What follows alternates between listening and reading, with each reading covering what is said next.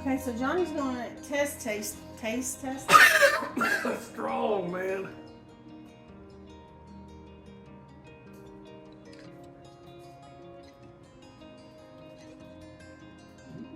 How hot is it? Not real hot. Come on, here, you want to do it? I'm scared. I'm a chicken. I don't like hot stuff. It's not hot. I mean, it's not cold. It's cool. It's got some heat. No, here, take a big one. I'll have some. I love it. That's good. I'm glad But you love it. I like vinegar and stuff like that. It's not bad, but it's I think not. it tastes like hot sour soup. It's delicious. I love it.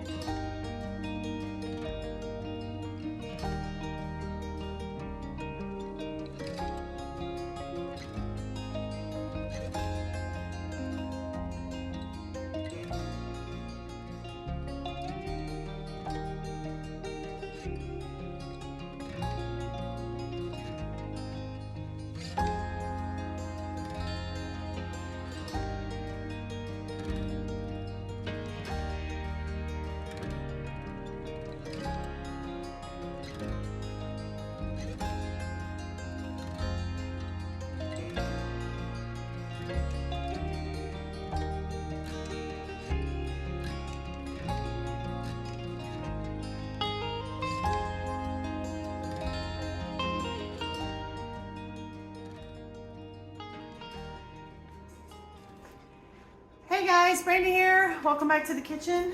I told you we'd be back in the kitchen because we had all these peppers, and the majority of the peppers that I showed you in the sweet potato video, those were the majority of those were mild. There's a couple that got mixed up that are hot banana peppers, but 90% of those were mild. But along with that, I had let's see. I had 4 bowls like this size full of hot peppers. Now, I still have my jalapenos put to the side because I'm going to do a small batch of cowboy candy.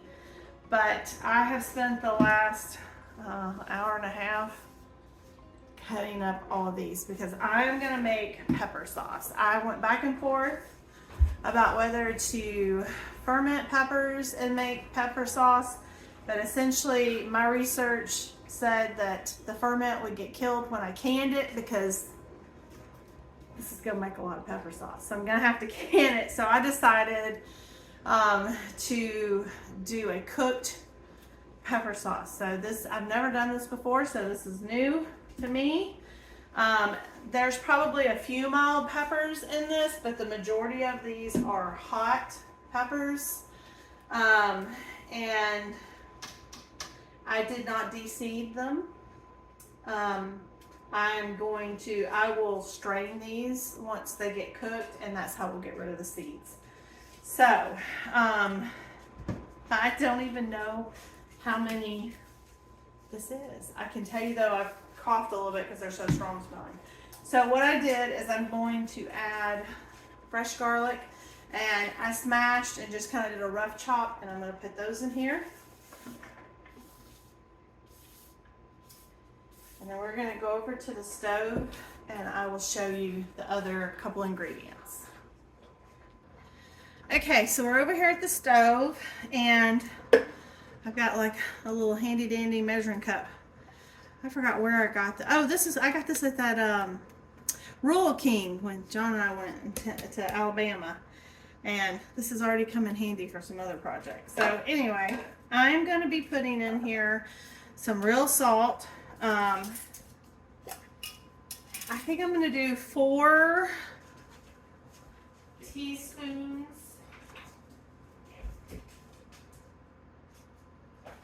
Well, I think that's where I'll start. Because we have to cook these peppers until they get soft. And then we're going to take the immersion blender and smooth it all out. And it may be one of those things where I have to take part of them out to make it work because there's so much in here. I don't know how much this will cook down. I'm also a little concerned about how it's gonna, if it's gonna burn our throats or anything while it's cooking. So I think I'm gonna start with maybe 12 cups of vinegar. This is the 5% white vinegar. Because remember, we want this to be hot sauce. I'm not putting any sweet or anything in there. I think I will. I think I'll just go ahead and do the 12. Isn't that right? Yeah. 4 times 3 is 12. All right, that is correct. I'm tired. I think I should put a little more salt though. So I'm going to put maybe 2 more teaspoons. And so what I'm going to do is I am going to put a lid on, but I'm going to turn this on, and I'm probably going to move it to this back eye because it can stay lower temperature. And I'm just going to let this go for a little bit, and when they start to get soft, like I can put fork tender, I will come back and I'll show you the process of putting it through the immersion blender and what I decide to do with that, because I do realize this is a lot of peppers. Y'all may not have this, and what I'll do is I'll try to take what I do and scale it down, because I don't think most people are going to have this many peppers. But if you do, then we'll know if this is going to be good or not, because the main thing that's going to preserve it is the vinegar, that you have enough vinegar and salt. So this has been cooking for you gotta be careful about sticking your face down there. It's been cooking for an hour, and I'm just gonna let it cool down just a little bit, and then I will use my immersion blender to blend it up.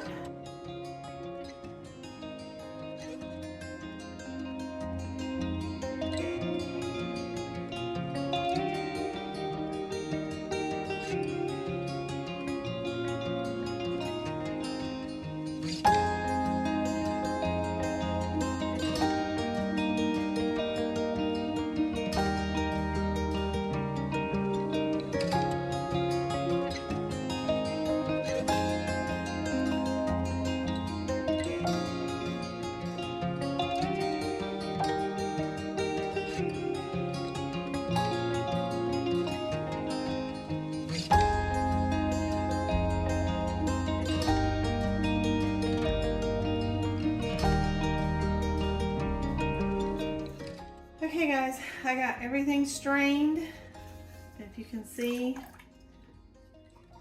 I think it turned out fine. You could probably have done a little bit less of the vinegar if you wanted it a little thicker. This is all the pulp right there that I strained out. It has the pulp and the seeds and the skins and all that. And this is my sauce, and it is very late and I'm tired. So I'm going to put this in a big jar with a lid, one of my gallon-sized jars. I'm going to put it in the fridge, and I'll heat it up tomorrow, and I'll can it tomorrow. And I do this oftentimes. It makes canning projects doable. So that's my plan. So I will see you tomorrow, and we will can this up, and we'll probably make some cowboy candy too, because I still have my jalapenos to take care of. So I'll see you tomorrow.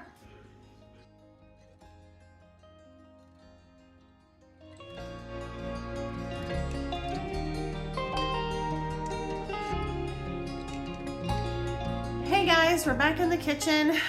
So when I left you, we had gotten all of our pepper sauce done. I had pureed it, and then I had put it through the strainer to get all of the seeds and skin and all that stuff out. And I was left with a little over a gallon, give or take, of the sauce. And what I did is I just put it in one of my big gallon glass jar containers, and I put it in the refrigerator overnight. And now we're gonna water bath can this, because this is vinegar based, so it's got the correct acidity for doing a water bath can. We're gonna process these for, I'm doing pints, and I'm gonna do these for 15 minutes. You're gonna leave 1/2 inch of head space at the top. I'll show you that as I do it, and I'm gonna speed that up just a bit so that I won't do super fast, but I'm gonna speed up just a bit so that this video isn't too terribly long. And I was thinking I was gonna do some cowboy candy in this video as well, and we've already eaten all of our jalapeno fermented peppers. We love those. And I really just don't know if I have enough jalapenos to do a canning, even a small batch. And I think I would rather have the fermented ones versus the candied ones, because the fermented one's obviously better for you. And in a month, we went through that huge 1/2 gallon jar. So I'm gonna go ahead, I picked some other peppers I had, some bananas, some banana peppers, wax peppers. I have a few bell peppers. I don't think I'm gonna put bell peppers in it, but there was another pepper I picked too, and I can't remember what it is now. But I'm gonna just do those, and I'm not gonna do that in this video because I already have a video on how you can ferment those peppers, and I can link it in case you're interested in that. If you have a garden, maybe you're getting a lot of those. But honestly, you can go to your local farmer's market or Sprouts, or heck, you can go to Costco and buy a big old thing of some jalapenos, or even a small jar, and do it. So you don't have to have a huge one if you want to try it.